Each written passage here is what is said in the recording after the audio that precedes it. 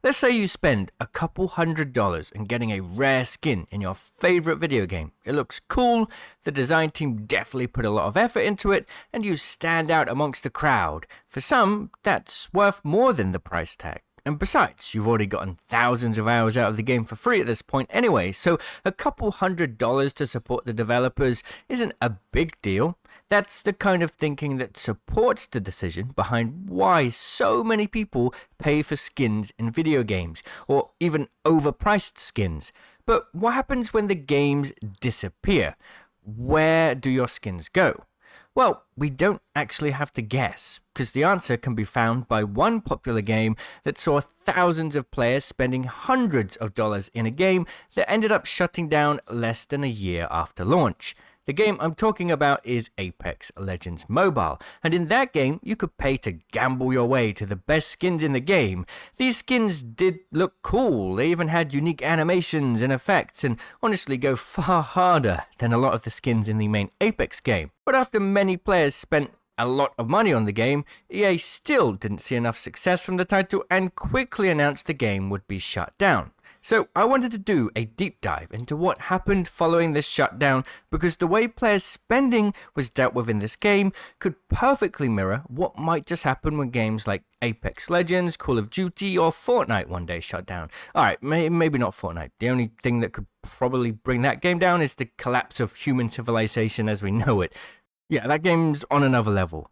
Anyway, this is the timeline of what happened. EA releases Apex Mobile. The game launches with new seasons every couple of months, and just like the main Apex game, the store would often feature new store events with skins to purchase. EA's last full season saw Apex Mobile release their very first exclusive heirloom, which would include multiple customizations to make it how you want it to be. Honestly, it was pretty cool, and some of it could even be unlocked for free, and it was way before the whole Qatar system in the current modern day Apex. But of course, many people went to buy it, and then just 5 months later, they announced the game will be shut down. Now, what happened next was really quite frustrating, but honestly not unexpected at all.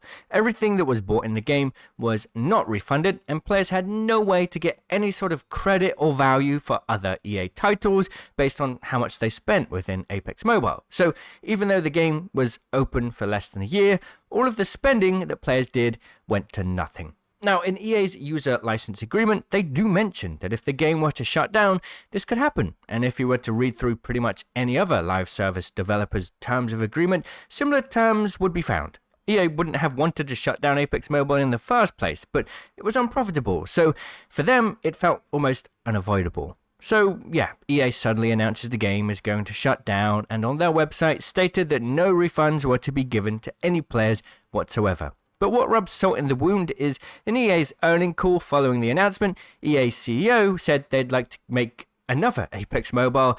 They felt like they could give it another shot and wanted to create a more connected experience between both games. Hearing these words, if he had spent money on the Apex Mobile that had just shut down, must have been particularly painful. EA could have maybe created some kind of credit system to reward those that spent money with some kind of value for other EA mobile games, or even Apex coins for the main Apex game, but instead they didn't do anything. They just kind of made the announcement and let it kind of fly away into the wind. And whilst there was outrage at the time, this issue really did just fly away, and it's mostly been forgotten, and as of today is rarely even spoke about. And the harsh truth is, this kind of thing wouldn't just happen with EA or Apex. If any live service game were to struggle financially and the higher-ups felt it unprofitable to keep running, the game would shut down, and all of your cosmetics would be lost, and you'd have nothing to show for it.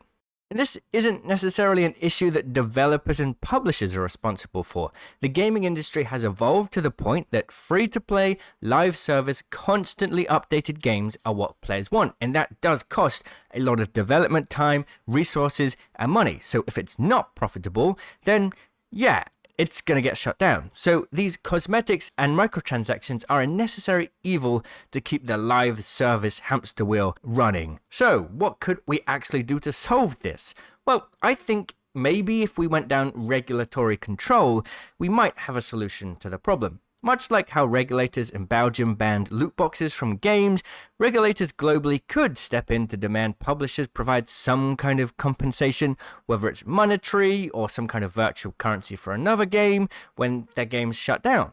Alternatively, regulators could force live service games to keep servers alive indefinitely if they were to reach a certain profit range from selling cosmetics. Earlier this year, it was revealed Apex Legends had made $3.4 billion in revenue since its launch in 2019, and whilst development and marketing costs would eat into that value, they surely still have enough money left in the bank to keep the servers running for a couple thousand years at least. So, I do think that could be a possibility. Or alternatively, publishers could be required to release their own server hosting code so that people could run their own servers to play these games when they shut down.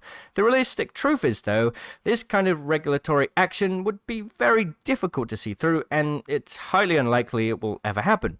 So what this means is, we sort of have to accept the fact that our cosmetics in-game will be lost one day. If we have this sort of thought before buying any cosmetics, it's going to mean we feel less burned if one day we lose them, and will probably mean we'll spend a little less if we remind ourselves of the consequences. Yes, it does feel bad for a big bad company to take away our skins that we bought, but what would the alternative be? Unless there was regulatory action, there isn't really an alternative that makes sense. Now, even with all this being said, I don't think there's anything wrong with buying cosmetics in games.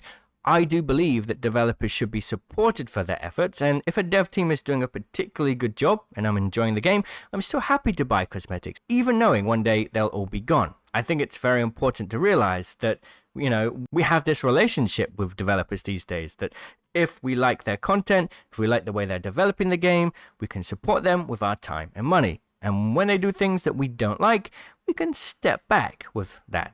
It's kind of all about give and take, and I think we as consumers have more power in this conversation than a lot of people think. Good example would be the Battle Pass changes in Apex Legends.